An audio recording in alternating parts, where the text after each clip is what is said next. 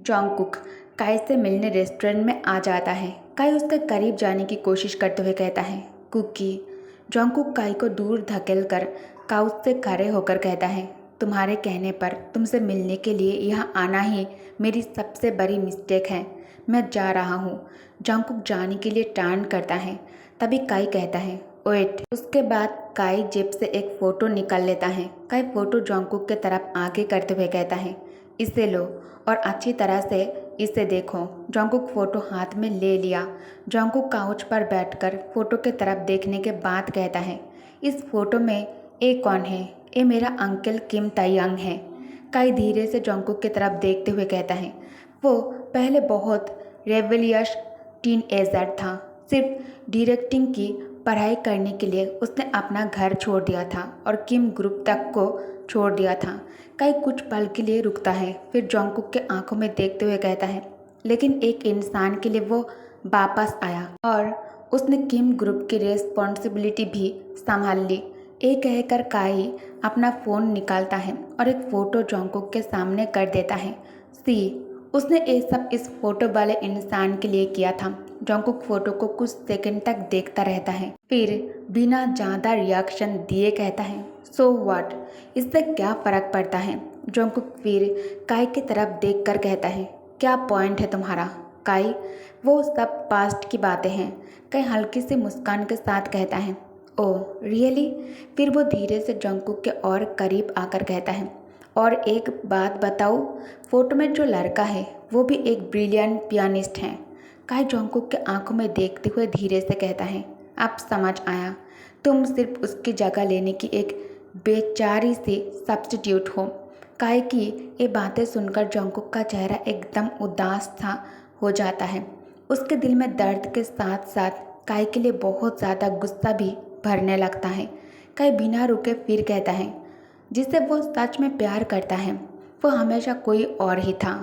जल्दी या फिर देर से वो तुम्हें भी छोड़ देगा। ये सुनते ही जॉन्गकुक गुस्से में अपनी चेयर जोर से पीछे खींचकर खड़ा हो जाता है। वो तेज़ आवाज़ में काई से कहता है, क्या तुम्हें सच में लगता है कि मैं तुम्हारी बातों पर यकीन कर लूँगा? तुम एक आदत से मजबूर झूठे इंसान हो। काई जॉन्गकुक के रास्ते में आकर खड़ा हो जाता है और शांत आवाज़ में कहता है, मेरे पास प्रूफ है, ये सब सच है। नेक्स्ट डे, अगले दिन जॉन्गकुक सीधा तायंग से मिलने उसके शूटिंग लोकेशन पर पहुंच जाता है। जैसे वो अंदर एंटर करता है, तायंग का सेक्रेटरी उसके पास आकर पोलाइटली कहता है, mister John, one moment please. Mister Kim को इन्फॉर्म कर देता हूँ कि आप आ गए हैं। जॉन्गकुक एक प्यारी सी बनी स्माइल के साथ जवाब देता है, ओके थैंक यू। सेक्रेटरी हल्का सा हेड नोट करता है और तायंग को जॉन्गकुक के आने की इन्फॉर्मेशन देने के लिए वहाँ से चला जाता है। अब पूरे हॉल में जॉन्गकुक अकेला खड़ा होता है।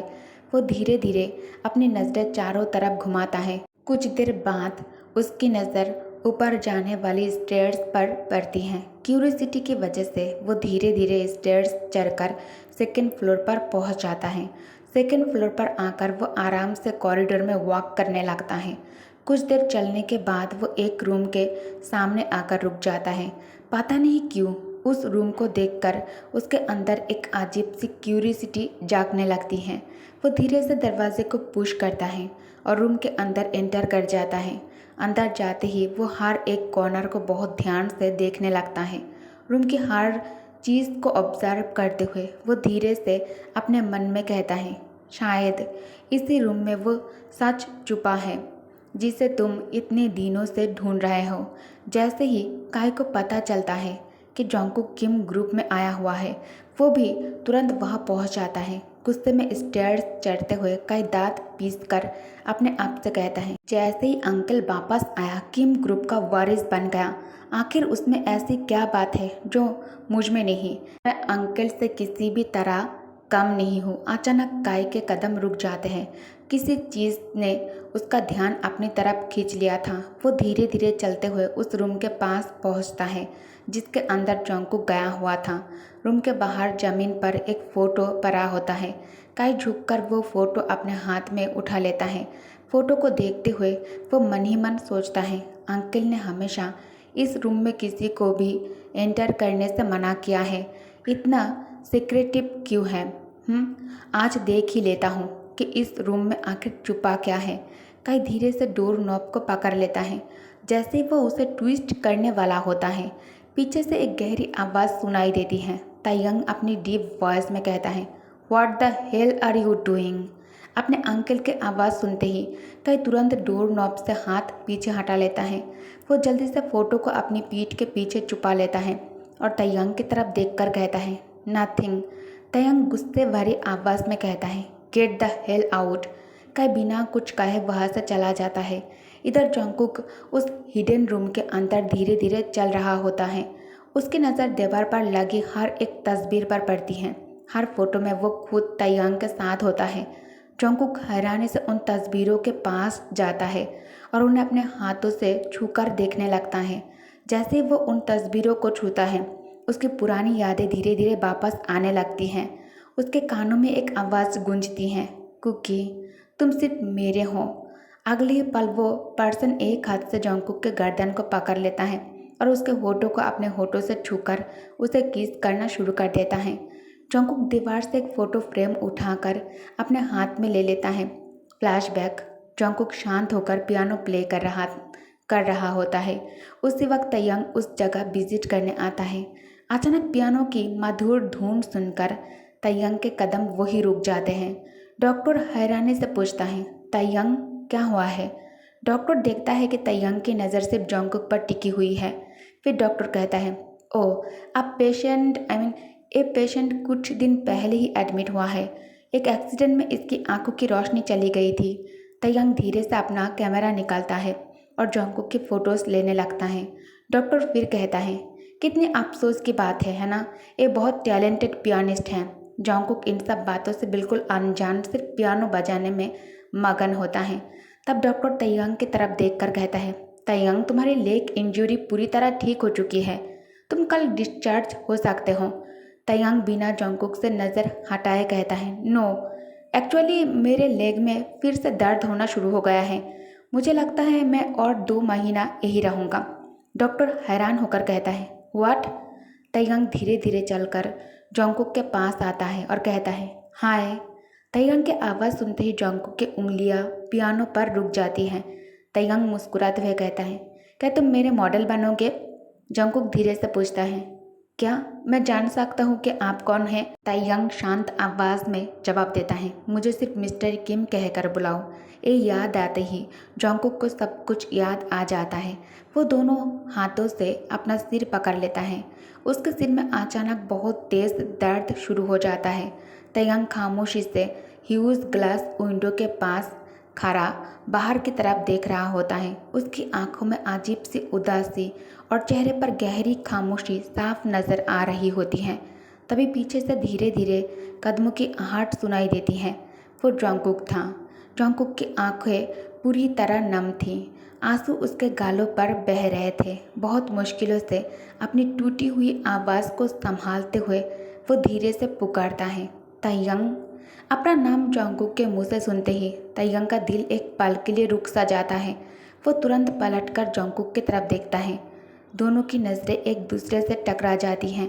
जंगकुक के आंखों में दर्द, पछतावा और हजारों सवाल साफ दिख रहे होते हैं। आंसू के बीच वो धीरे से कहता है, तो हमेशा से तुम ही थे, है ना। ये सुनते ही तायंग की आंखों में चमक आ जाती है। अगले ही पल वो जल्दी से जंगकुक के पास आकर उसके दोनों कंधों को पकड़ लेता है। उसके हाथ हल्की सी काँप रहे होते हैं। बहुत ही नरम और भर आई हुई आवाज़ में वो पूछता है, कुकी, तुम्हें सब कुछ याद आ गया है ना। जंगकुक और ज़्यादा टूट जाता है। उसकी आंखों से आंसू रुकने का नाम ही नहीं ले रहा था। रोते हुए वो तायंग की तरफ देखकर कहता है, क्यों, आखिर क्यों। मेरी आंखों की रोशनी वापस आने के बाद तुम मुझे छोड़कर क्यों चले गए। उसकी आवाज़ दर्द से भर जाती है। मैं इतने सालों तक काहे को ही तुम समझता रहा। मैं उसे मिस्टर किम समझकर उसके साथ रहा, जबकि जिस इंसान को मैं ढूंढ रहा था वो हमेशा तुम थे। ये शब्द तायंग के दिल को चीर देता है। उसकी आंखें धीरे धीरे लाल होने लगती हैं। आंखों के कोने में आंसू भर आते हैं, लेकिन वो खुद को संभालने की पूरी कोशिश करता है। उसके सामने पुरानी यादें एक एक करके जिंदा होने लगती हैं। फ्लैशबैक। एक दिन अचानक जंगकुक बेहोश होकर जमीन पर गिर गया था। तयंग बुरी तरह घबरा गया था। उसने बिना एक सेकंड गवाए जंगकुक को अपने बाहों में उठाया और भागते हुए हॉस्पिटल के डॉक्टर के पास ले गया। डॉक्टर रिपोर्ट्स को ध्यान से देखने के बाद गहरी सांस लेकर कहता है, जंगकुक की ब्लाइंडनेस का ट्रिगर ट्रॉमा था, लेकिन उसकी असली वजह उसके ब्रेन में हुआ ट्यूमर है। ये सुनते ही तयंग के पैरों तले जमीन खिसक जाती है। उसके चेहरे का रंग एक पल में उड़ जाता है। वो आंखों में डर लिए धीरे से दोहराता है, ब्रेन ट्यूमर। उसकी सांसों की रफ्तार तेज हो जाती है। बिना सोच समझे वो डॉक्टर का हाथ मजबूती से पकड़ लेता है। उसकी आंखें आंसू से भर चुकी होती हैं। कांपती हुई आवाज़ में तयंग कहता है, डॉक्टर प्लीज़, आपको जंगकुक को बचाना होगा। डॉक्टर उदास नज़रों से तयंग को देखकर कहता है, ट्यूमर ब्रेन के बहुत सेंसिटिव एरिया में है। सर्जरी मुमकिन है, लेकिन उसका खर्चा बहुत ज़्यादा होगा। डॉक्टर कुछ पल रुककर फिर कहता है, तयंग, तुम तो अपनी फैमिली से सारे रिश्ते तोड़ चुके हो, इतने पैसे लाओगे कहाँ से तुम? डॉक्टर की बातें सुनते ही तयंग बिना एक पल देर किए सीधा खड़ा हो जाता है। उसकी आंखों में डर ज़रूर होता है, लेकिन उससे कहीं ज़्यादा जंगकुक को बचाने का जुनून होता है। वो मजबूत आवाज़ में कहता है, इस स्पेशलिस्ट को तुरंत बुलाइए, ट्रीटमेंट इसी वक्त शुरू कीजिए। उसकी आवाज़ भर आती है, फिर भी वो पूरे यकीन के साथ कहता है, पैसे का इंतज़ाम मैं करूँगा, चाहे मुझे इसके लिए कुछ भी क्यों ना करना पड़े। मैं जंगकुक को कुछ नहीं होने दूँगा। ओके गाइस, तो इस पार्ट को मैं यहीं एंड करती हूँ और एक एपिसोड उसके बाद एंड। और हाँ, मैं जानती हूँ कि आप लोग कुछ लोग चाहते हो कि मैं इसे लॉन्ग बनाऊँ, लेकिन मैं इसके बाद और भी इंटरेस्टिंग स्टोरी आप लोगों के साथ शेयर करने वाली हूँ। और हाँ, इसके एंड होते ही मैं don't call me father call me daddy ये भी कंप्लीट कर दूँगी। Okay, thank you for watching, bye bye.